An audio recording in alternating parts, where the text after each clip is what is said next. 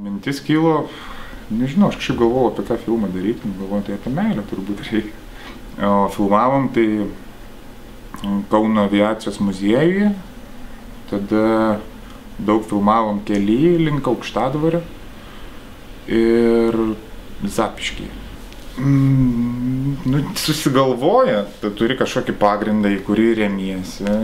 Pavyzdžiui, ten jaunos poros konfliktas dėl ko nors ir galvoju, kaip tą padaryti, tarpsime, kaip tą visą, nes man atrodo, tai, kas šiaip gyvenime vyksta tarp dviejų įsimylėjusių žmonių šono, atrodo absurdiškai dažnai, tai kažkaip tai tą norisi dar galbūt patirštinti ir padaryti. Man šiaip labai, man patinka absurdas, man patinka humoras, man patinka juodas humoras, turbūt bet koks. Čia yra pirmas filmas, prie kurio aš, ta prasme, konsultavausi dėl scenarijaus, ne vien su dėstytoju, bet su kažkuo tai iš pašalies, nes kažkaip anksčiau niekad nepatikėdavau niekam tipo. Taip galvoju, jeigu čia jau aš darau filmą, tai tada reikia, jau kiek sugebu, tai pačiam viską ir padaryti, kas galbūt, ir gerai, ir ne visai kartais. Tik vis dar niekam nepatikiu savo filmo muzikos kurti. Nes kažkaip tai man nelabai išeina apie muziką susišnekėti galbūt su žmonėm. Ne tai, kad aš nelabai bandęs, bet tai visą laiką pats darau.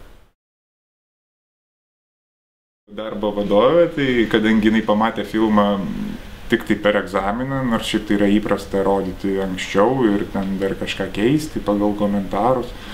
Bet man tiesiog nebuvo laiko, nes aš, man atrodo, pats paskui iš viso kurso baigiau filmuoti, mes ten labai viską užtempėm, tiesiog taip gavosi viskas ir pasakiau, kad pamatysit filmą tik tai per egzaminą. Sakė, gerai. Tai sakė, visai neblogai, čia padarėjai paaugliams komediją. Aš nežinau, man tiesiog paskambino prodiuserė vieną dieną ir sako, kad gavom reitingą suaugusiems. Ir pati labai juokėsi, nes sako, nieks nesuvokia kodėl. Aš irgi nelabai suvokiu kodėl, bet kadangi čia gal dėl to, kad čia Lietuva, tai čia nereikia per daug galvoti, kai įvyksta durni dalykai. Šiaip režisierium tu gali save vadinti tik tai, kada kažką padarai jau nebe po akademijos vėliava, nepriklausomai. Ir turbūt, kai padarai pilną metrą, tada tu gali vadintis režisierium. O kada tu jau nebejaunas režisierius, tai turbūt, kada sugebi padaryti, tarkim, padarai vieną gerą filmą, kurį ten, nežinau, daugumai patinka, gerai vertinamas yra, kad tu padarai antrą filmą ir galbūt dar trečią ir, kaip čia pasakyti, jie visi turbūt yra geri, kada sugebi kelis kartus iš eilės gerai pavaryti. Neįdomu man viešpatė. Bandė lietuviai Hollywoodą padaryti, gerai, gal, ne, visokių yra, visokių reikia, čia viskas tvarkoj su Blinda ir labai jėga, kad jie ten sugebėjo tiek pinigų už ką. Tai reiškia, lietuviai dar čia eina pasižiūrėti ten to kino. Ir kad tai yra žiūroviškas kinas, tai yra, ar geras, ar blogas, bet jeigu žiūroviškas, aš labai sveikinu. Pavardėm neminėsim, čia kam reikia tas suprast. O šiaip tai, aš tikrai, aš manau, kad jie turi išskirtinės sąlygas, nes, čia giminių kraštas šita šalis yra, tai viešpatė. Ta prasme, ten, jie tie patys, kas ten sprendžia, savo ten pinigus pasidalina, tipo, ir viskas. Ta prasme, tikrai, kaip, ir tu negali jų kaltinti, nes, tipo, jie yra profesionalai, yra daug filmų pastatę.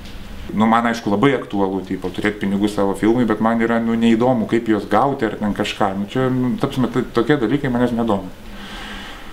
Bet, vis tiek būna, taip, tokių nuoskaudų ten kažko, tai, tipo, kada tu matai, kad kažkas gauna ten tuos 3 milijonus ir po to pamatai, kad uždirba 1/6 biudžeto išleistų. Tai daryčiau fantastinį filmą apie jaunų lietuvių grupę, kuri išgelbsti visą pasaulį. O fantastika tai jau būtų vien tame, kad taip niekad nebus, kad lietuviai išgelbės pasaulį. Bet, jau ten būtų, tarsi normaliai, jau tos pinigus ištaškyčiau, kad matytųsi ekrane, kad buvo tiek duoti. Būčiau filosofas.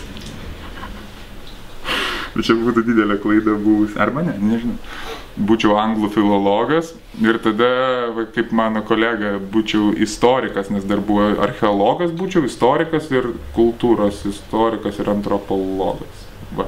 Aš nežinau, kodėl aš rašiau antrų numerį, čia buvo, dabar kaip pagalvoju, nes,